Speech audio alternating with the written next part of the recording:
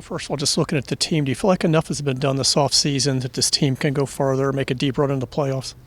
I think the team is in pretty good shape. We have a really solid team. We've added to it during the offseason, and I'm very pleased with the team, and I think we have a chance to go all the way, absolutely. How hands-on were you in the I'm sorry? How hands-on were you in the offseason approach? Well, depends on your point of view, I guess. I was learning the Orioles, so I can't say I was as hands-on as somebody who'd been doing it for 10 years, but I tried to not do anything damaging to the team, and so I think I did a reasonable job of trying to do what I was supposed to do, which is to try to energize the fan base a bit and try to show that I cared about what was happening in Baltimore and with the team.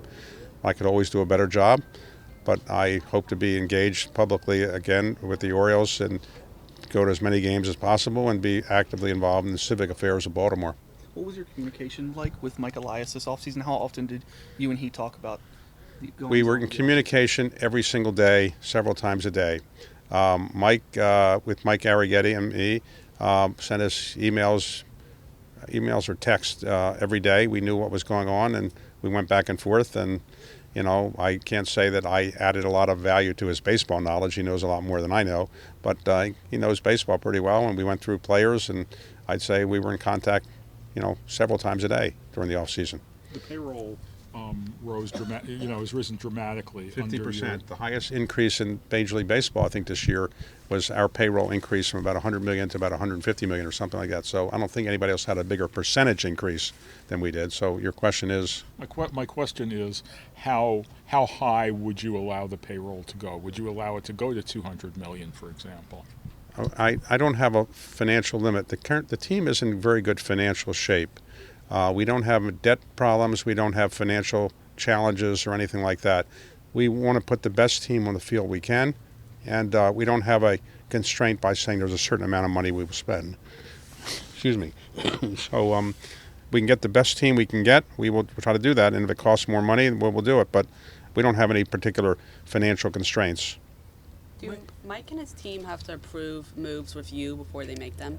If does Mike and his team have to approve spending before they make those moves? Well, I think in all of baseball, so I talk to other owners, I'm not aware of any owners that say to their general managers, do anything you want and just call me at the end of the season.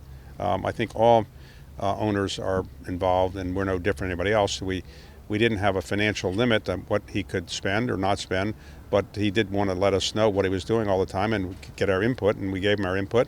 But our input really was, just relating to learning more about the particular players. It wasn't so much about the money. The money isn't the big issue. We are financially in very good shape. Mike and his front office have long thought about the organizational health and the long-term health of the baseball side. Do you feel like there's a way to do that and spend to win now? Is there a balance there? To spend? Like spend to win now and spend enough to win in 2025? Baseball has shown over the years that generally spending now doesn't necessarily produce championships. So championships are won by team spirit, by having real good camaraderie, and by having good players. And so it's a combination of things. If spending more money was a guarantee of winning a World Series, then we'd be happy to spend more money. It's no guarantee. You want to have a team that works together well, and it's a team not just for 1 year, but it's a team that's going to get along for quite some time. So I don't think we have a view that there's any financial constraints that we're operating under. We have a fair amount of money, and we're in pretty good financial shape, but we therefore spent money in the off season, and we got some pretty good players, and we're very happy with the team we already had, but we've added to it. Are you in a position now to talk about extensions with some of the younger players? We're obviously familiar with the situation, and but I don't think there's anything I can add today to that. But we're not unaware of having some great players we have, and but there's nothing new that I can add to that right now. Are you confident that you guys will be able to, at some point, either sign players to extensions or keep them in Baltimore long term? I don't want to use the word confident because that would imply I have some inside knowledge that I don't really have. I would say, we have some great players. I just had lunch today with two of the great ones. We have Adley and Gunnar, and they're obviously very talented people. that was just a social lunch. I wasn't talking business about them. It was mostly about their background. But I recognize how baseball operates, and that it'd be great if you can sign some people to longer-term contracts, but it takes a while to do it. And right now, we're focused on getting the team ready for the season, and we'll see what unfolds. But we're not unaware of what you're talking about. Let me rephrase it in a better way. Okay. How eager are you and Mike to keep these players in Baltimore, however that might look?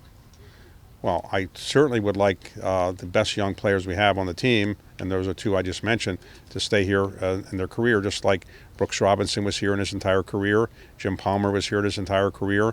We'd like to have players who stay with Baltimore for a long, long time in their entire career. Baseball is different than it was in the Brooks Robinson days and the Jim Palmer days, and we recognize that, but we think that we are putting together a team that they're very happy with, and we try to have an atmosphere that they're very happy with, and we'll just have to see what unfolds. But we're not unaware of the desirability of doing what you suggest, but we'll just have to wait in time and see. How impressed are you just with the culture that's been built here now that you've gotten? How impressed are you with the culture that's been built here now that you've become more familiar with it over the past year? Just what Mike and Brandon have built, and just everything that's gone so well for this organization recently. Brandon, 2 years ago, was voted American League Manager of the Year, and I think Mike was voted the Major League Baseball Executive of the Year. So who am I to say I know more about baseball than they do? So I'm very happy with their relationship between the two of them is very good, and their relationship with the players, I think, is very good. I'm a new guy coming in and trying to help a little bit, but I think they've built a really great organization, and with the help of many other people they have working for them. And so I'm very, very pleased with them. I spent time with them in the off season, and a lot of time, and I'm very comfortable with where we are now. You guys have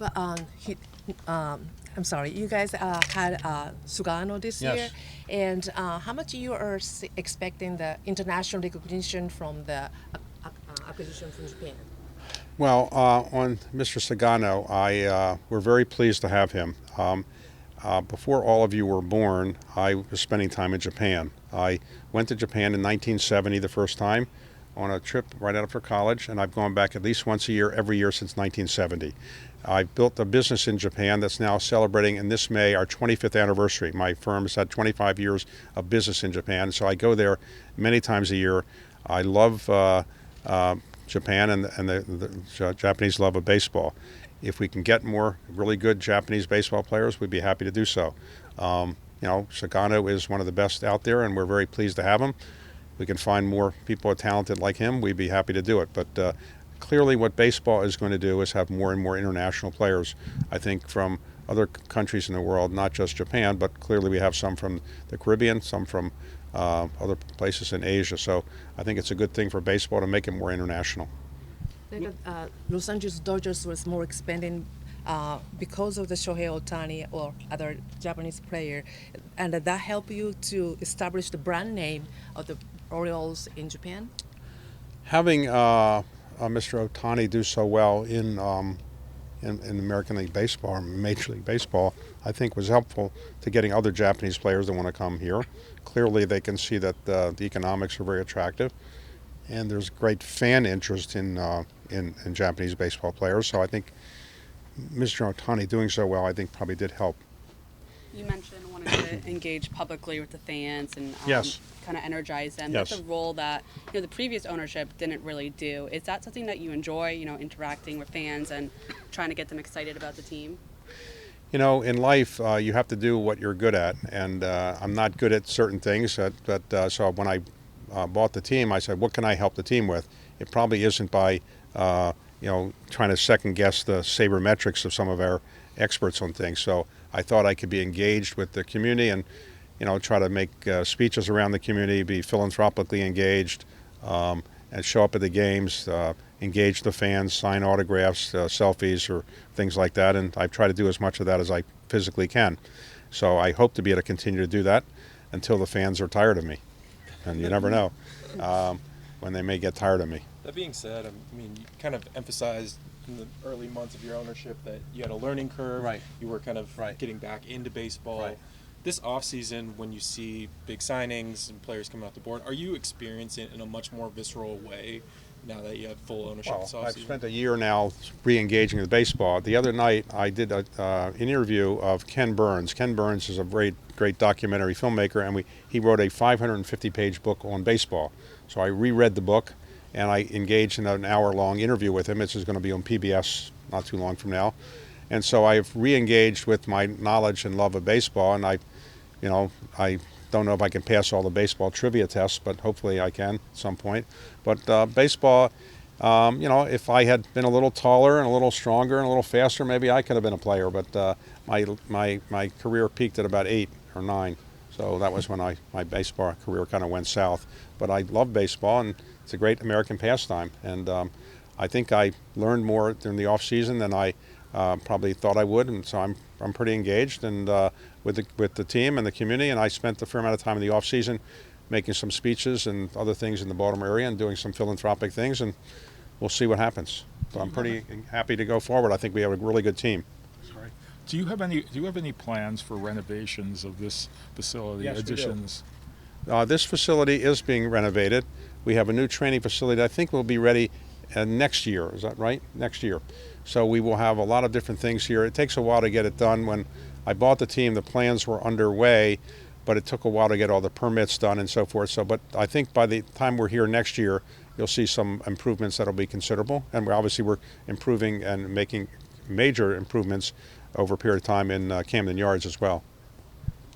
What's your impression of the other owners' impression of you, now that you've been part of their What do group the for a owners year? think of me? Yeah. You have to ask them. I don't know.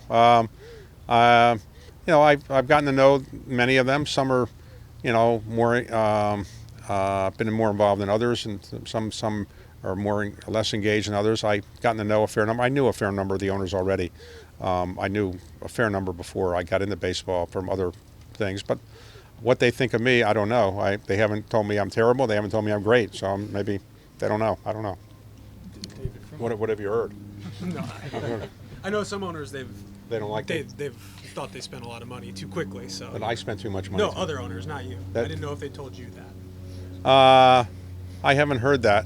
But, as we know in life, people don't tell you things to your face all the time, so I don't know what people think. But I think they think the Orioles are in pretty good hands. I think they're pretty happy. I think the commissioner is pretty happy with what we're doing, and I think that they thought it was a smooth transition. I think it's a fair statement to say that the Major League Baseball operation thought it was a smooth transition this past year. From a political sense, obviously you study the presidency very closely Yes. in your life. Yes. What are your impressions of the second term under President Trump, and are you concerned or optimistic about any particular items?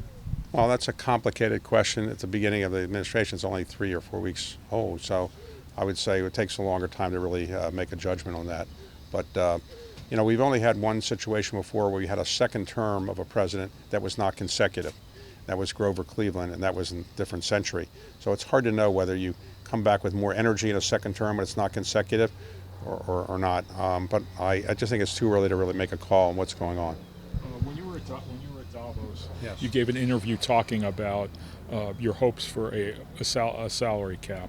What's been the reaction to your call for the salary cap? Say that what I probably the best way to phrase it is I think everybody in baseball wants to have a competitive environment, so that every fan thinks that every team can win any given year, and so having a competitive environment is what we want and what I think every other owners want, and ultimately I think that's what I think the fans really want too, is a competitive environment. So no matter what city you live in, you think your team can win that year when the season begins, and that's what I'm mostly focused on.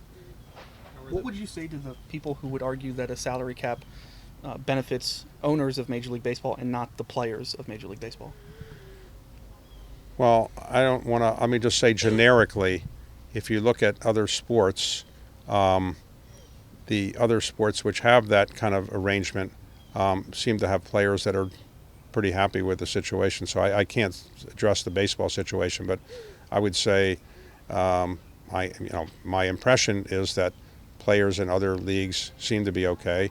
But I can't address how that would affect baseball or something like that. But so I'm not sure anybody's thinking that the players in other leagues are thinking they're in bad shape. Or the renovations I'm sorry. How are the renovation plans coming at Camden Yards? The renovations. We will have a new sound system up and running before this season begins. We will be moving the outfield wall in a little bit. Probably you all know that. The major renovations will occur after this season. We have to do them in the off-season for obvious reasons. So in the off-season, after this season is over, we have engaged our architecture firm Populous, which is in effect the same firm that helped build the stadium before, or the architect HOK. This is the different name of them. And we'll make things like we'll have better, I think, fan experiences. We'll have better scoreboard, a bigger, better scoreboard, more up to date. The clubhouses will be better for the players. The ability for the players to get into the clubhouse will be better. I think the food experience and the ability to entertain in the stadiums will be better. I think that we have looked at what other stadiums have done, and there have been a lot of improvements since Camden Yards came along 30 years ago. Remember when Camden Yards came along 30 years ago, it was innovative and it was earth-shattering to people. But since that time, in 30 years, a lot of stadiums have been built, and they have done some pretty good things. And so we've looked at what they've done, and we'll try to incorporate some of those things. And so I'm really looking forward to it. It won't all be done by the end of 26, but a lot of it will be ready for the next season. Not all of it. It's going to take 2 major off seasons to get it done. Do you expect those renovations to help the Orioles get an All-Star game at Camden Yards at some point in the future? I don't think it will hurt. I think that baseball wants to show off its best all the time, and therefore we haven't had an All-Star game for quite some time. There are a couple other commitments that have already been made to Major League teams for All-Star games, but they haven't made commitments too far in advance, so I think we have a reasonable chance, but we don't have any commitments yet.